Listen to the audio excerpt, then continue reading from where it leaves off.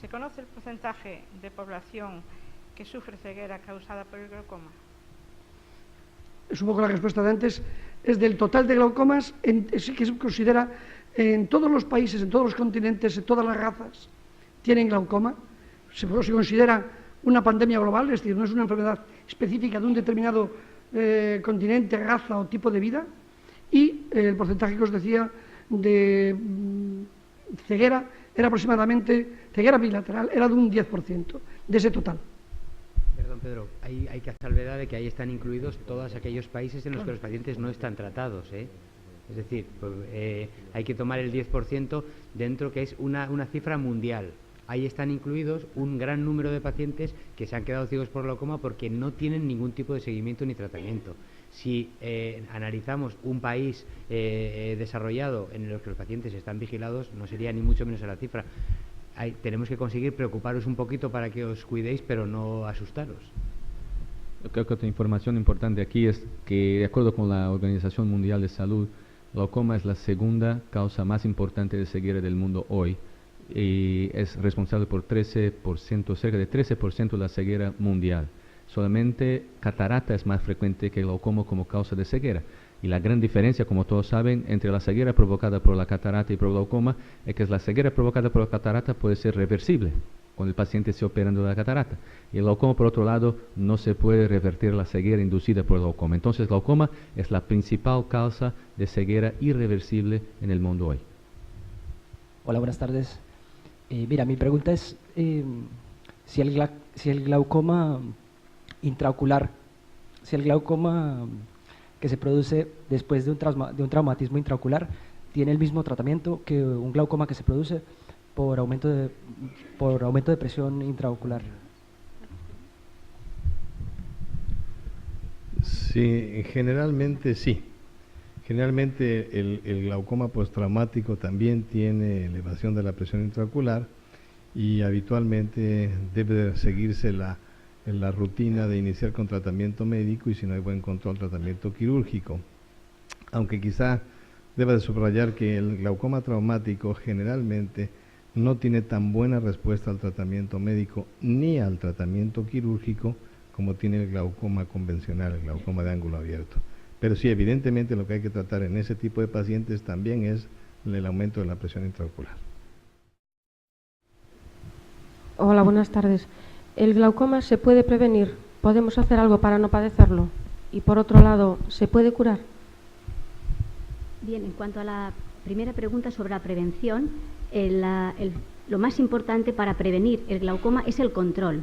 Como antes ya les ha comentado el doctor Martínez Compadre, la mayoría de las veces, o casi en el porcentaje mayoritario, el glaucoma es asintomático, por lo tanto no suele dar síntomas. Entonces nosotros no podemos tener acceso al control de una enfermedad cuando desconocemos la existencia de la misma. Por lo tanto, lo más importante es un control oftalmológico. Siempre aconsejamos que en condiciones normales, aunque usted no tenga ningún indicio, ninguna sospecha de que lo pueda o que lo pueda sufrir, pues un control anual siempre es aconsejable. O sea, yo creo que esta es la mejor manera de prevención. Actualmente se está estudiando mucho lo que es los métodos genéticos. Entonces, quizá en un futuro nosotros sepamos si nuestro mapa genético nos va a dar unos resultados que seamos propensos a desarrollar esta enfermedad. Pero en este momento no es una realidad práctica. Por tanto, tenemos que nosotros adelantarnos en la prevención, en el supuesto de que pueda aparecer la enfermedad y acudir al oftalmólogo para que sea el oftalmólogo quien a través de todos estos seguimientos y estos controles lo podamos ver. En cuanto podemos hacer algo para no padecerlo, ya me parece que lo he respondido. Y la tercera pregunta, si se puede curar. Desafortunadamente, la enfermedad del glaucoma es una enfermedad crónica, como un diabético, como un hipertenso. No podemos hablar de curación, desafortunadamente, pero sí podemos hablar de control. Y esto es lo que tenemos que hacer. Y esto está tanto en manos del oftalmólogo como en manos del paciente, que debe de seguir las pautas para que entre todos consigamos controlar esta enfermedad. Durante el embarazo, ¿la tensión intraocular se regula positiva o negativamente ella sola?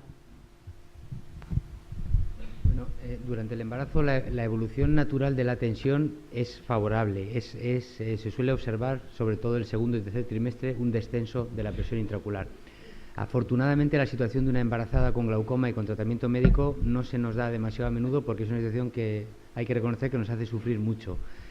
Lógicamente no tenemos ninguna garantía para poder utilizar ningún medicamento porque los medicamentos, y es lo lógico, no se testan en mujeres embarazadas, por lo tanto tenemos que intentar retirar la medicación en la medida de lo posible.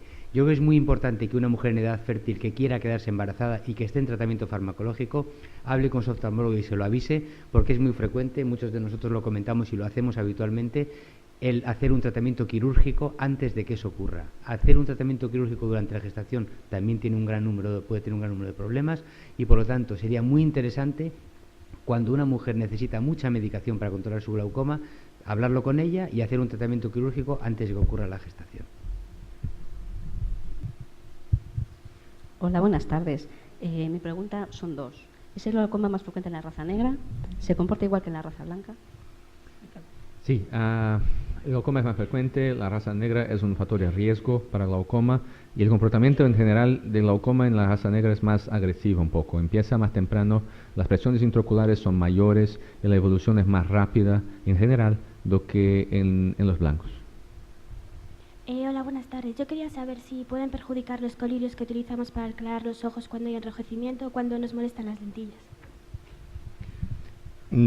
Evidentemente que cualquier colirio que se pone en los ojos, si no sabemos qué tiene, puede ser perjudicial. ¿Cuáles son los colirios que ponen los ojos más claros y cuáles son los colirios que nos hacen más confortable el uso de las lentillas? Pues son colirios que tienen o astringentes con lubricante o en su defecto de algún derivado del esteroide. Cuando las gotas tienen derivado del esteroide, el riesgo de padecer glaucoma existe. Puede haber hipertensión ocular por el uso de gotas con cortisona. El porcentaje en la población general es bajo, probablemente no llegue ni siquiera al 1% de la población general, pero ese 1% puede ser un alto respondedor al esteroide y desarrollar un glaucoma secundario a la cortisona, que habitualmente son de mal pronóstico. Los otros colirios, los astringentes oculares, esos generalmente no producen problema, a excepción de que el paciente tuviera los ángulos muy estrechos. En algunos casos, esos astringentes oculares producen que la pupila se dilate un poco y pudiera en algunos casos, vuelvo a repetir, en algunos casos solamente, inducir aumento en la presión intraocular como si fuese un glaucoma de ángulo cerrado.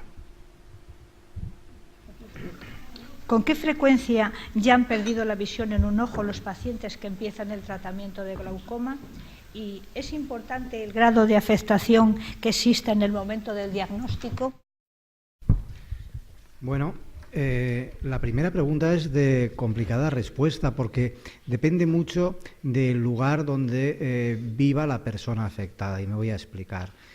Aquellas personas que viven en un entorno en el cual pueden realizar controles con frecuencia, con una población sensibilizada frente al problema, pues la probabilidad de que un paciente en el momento del diagnóstico haya perdido ya la visión de su ojo es baja. Si por el contrario estamos hablando de un grupo de población en el que o bien no tiene esa sensibilización o bien la posibilidad real de acceder a controles oftalmológicos de esos pacientes es baja, imagínense un poblado en África, la probabilidad de que uno de los ojos haya perdido ya la visión o esté a punto de hacerlo en el momento de diagnóstico es alta. Como estamos entre amigos, permítanme una confianza. Los médicos a veces hacemos bromas, en absoluto con mala intención a los pacientes, pero a veces uno ve tal cantidad de cosas que tiene que relativizar un poco. Y había una broma que decía que el glaucoma era una enfermedad unilateral, porque cuando el paciente llegaba a nosotros había perdido ya el otro ojo.